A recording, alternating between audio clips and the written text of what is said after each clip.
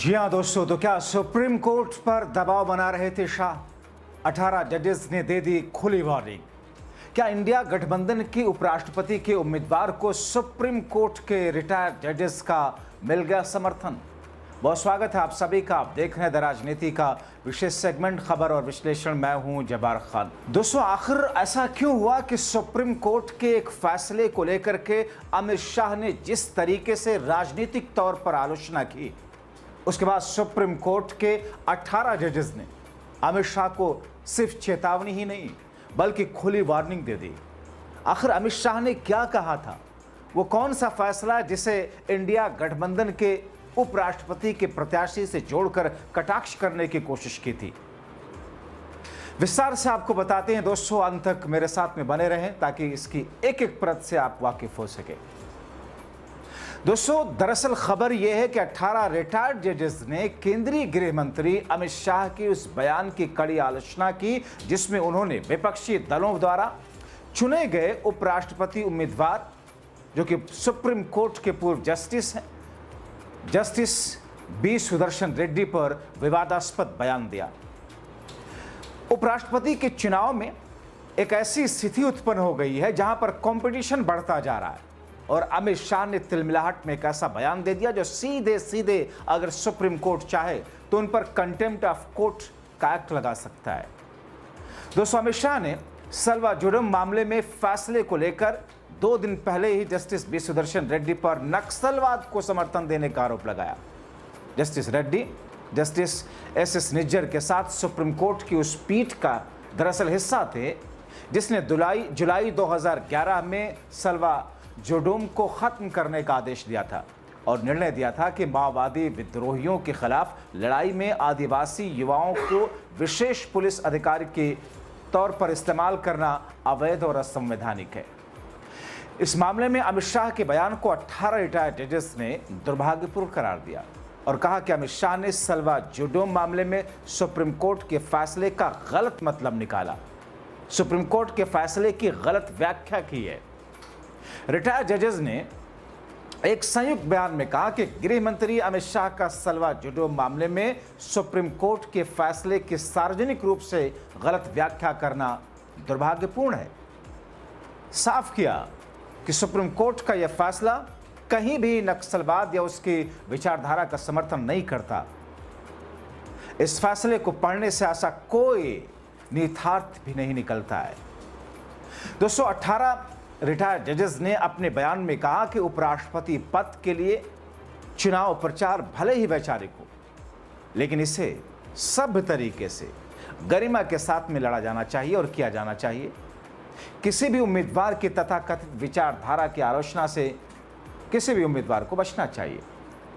चेतावनी दी इन जजेस ने 18 जजेस ने कि किसी उच्च राजनीतिक हस्ती द्वारा सुप्रीम कोर्ट के फैसले की पक्षपातपूर्ण गलत व्याख्या से न्यायपालिका की स्वतंत्रता पर बेहद बुरा असर पड़ता है और यह सुप्रीम कोर्ट के जजेस के लिए चिंताजनक है। बयान पर हस्ताक्षर करने वाले लोगों को मैं आपको नाम जल्दी से बता दूं दोस्तों कि इस बयान में जिन्होंने सुप्रीम कोर्ट के ऊपर और उस वक्त के सुप्रीम कोर्ट के उस बेंच का हिस्सा रहे आज के इंडिया गठबंधन की तरफ से उपराष्ट्रपति पद के उम्मीदवार बी सुदर्शन रेड्डी पर जो गलत तरीके से टिप्पणी की है अमित शाह ने, उनके खिलाफ जो बयान आया उसमें जिन जिन लोगों ने हस्ताक्षर किए हैं उसमें एक सुप्रीम कोर्ट के जस्टिस रहे A.K. Patnaik, Abhay Oka, Gopal Gowda, Vikramjit Sen, Kurian Joseph, Madan B Lokur, J Chelameswar शामिल हैं। इसके अलावा 3 पूर्व हाई कोर्ट मुख्य न्यायाधीशों जिसमें गोविंद माथुर, एस मुरलीधर और संजीव बनर्जी ने इस बयान पर दस्तखत किए। अन्य हस्ताक्षरकर्ताओं में हाई कोर्ट के पूर्व जज अंजना प्रकाश, सी प्रवीण कुमार, गोपाल रेड्डी, जी रघुराम केनन, बी चंद्र कुमार और कैलाश गंभीर शामिल हैं। प्रोफेसर मोहन गोपाल और वरिष्ठ अधिवक्ता संजय हेगड़े ने भी इस बयान का समर्थन किया। दोस्तों, इन जजेस ने भारत के उपराष्ट्रपति के पद के सम्मान को ध्यान में रखते हुए नाम लेकर आलोचना करने से बचने की सलाह दी। उन्होंने कहा कि इस तरह की टिप्पणियां न केवल न्यायपालिका की आज़ादी स्वतंत्रता पर सवाल उठाती हैं बल्कि देश के एक संवैधानिक पद की गरिमा को भी प्रभावित करती हैं। दरअसल ये मामला तब शुरू हुआ जब केरला में शुक्रवार को एक भाषण के दौरान अमित शाह ने बी सुदर्शन रेड्डी पर नक्सलवाद को समर्थन देने का आरोप लगा दिया था। अमित शाह ने दावा किया था कि अगर ऐसा नहीं हुआ होता तो नक्सलवाद, आतंकवाद खत्म हो चुका होता। उन्होंने कहा था कि सुदर्शन रेड्डी वो व्यक्ति हैं जिन्होंने नक्सलवाद को मदद की है। उन्होंने सल्वा जुडोम का फैसला दिया। अगर ये फैसला नहीं आया होता तो नक्सलवाद, आतंकवाद 2020 तक खत्म हो गया होता। दोस्तों आप सोचिए, देश के गृह मंत्री के पद पर बैठा हुआ एक ऐसा व्यक्ति जो सुप्रीम कोर्ट के फैसले पर उस वक्त चुनौती देता है, उस वक्त टिप्पणी करता है, करीब करीब 14 वर्षों के बाद, 13-14 वर्षों के बाद टिप्पणी करता है। फैसला 2011 में, और जब ये शख्स टिप्पणी कर रहा है, किस लिए? महज उपराष्ट्रपति का चुनाव होने जा रहा है और ऐसा लग रहा है बीजेपी के खेमे में कि अगर सांसदों ने अपने अंतरात्मा की आवाज़ सुनकर के वोट किया तो मोदी शाह का प्रत्याशी तो कहीं टिकेगा नहीं, क्योंकि सामने एक मजबूत और गैर राजनीतिक शख्स जो कि बेहतरीन वकील, बेहतरीन जस्टिस जज रहे हैं सुप्रीम कोर्ट के। क्या सुप्रीम कोर्ट के फैसले के ऊपर कटाक्ष करते हुए उस शख्स अपने ओपोनेंट के कटाक्ष में सुप्रीम कोर्ट के फैसले पर टिप्पणी करना ऐसा उचित है?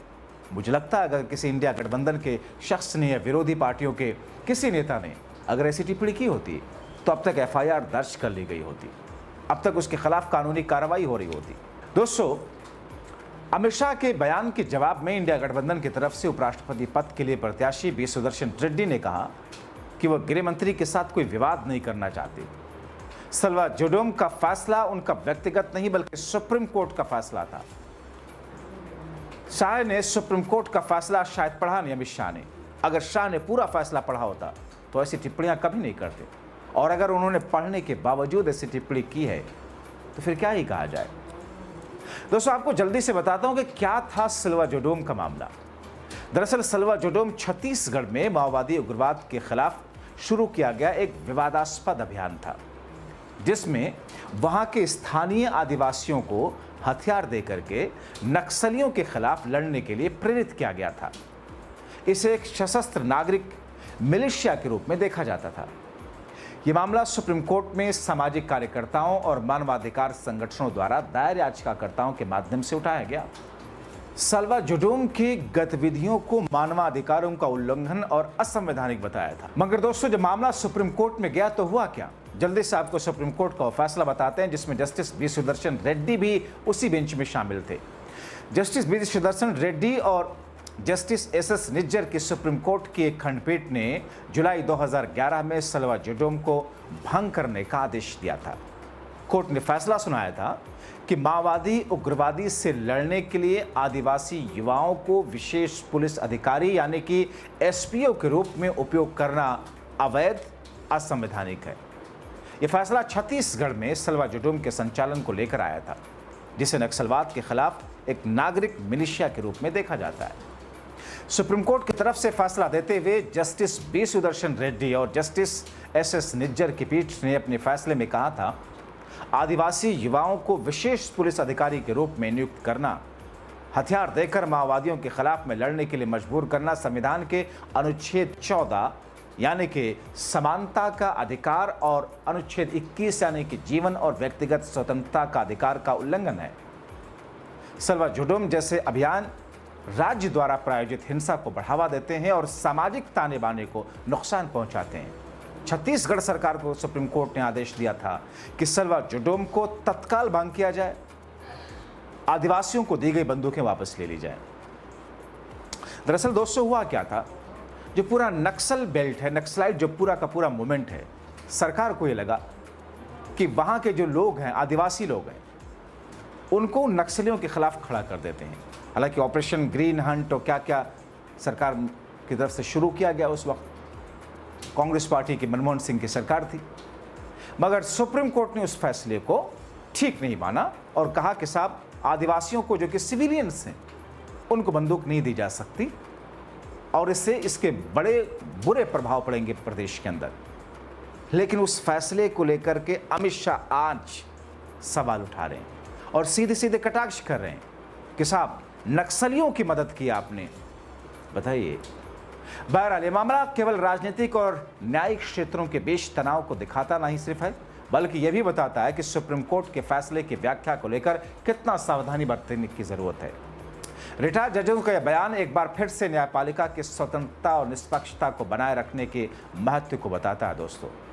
मगर आप सोचिए कि उपराष्ट्रपति के चुनाव में एनडीए के सामने, मोदी शाह के प्रत्याशी के सामने एक ऐसा प्रत्याशी है जो पेशे से वकील रह चुके हैं, जो हाईकोर्ट से लेकर सुप्रीम कोर्ट में जस्टिस के तौर पर काम कर चुके हैं, हाईकोर्ट में चीफ जस्टिस रह चुके हैं, गैर राजनीतिक हैं।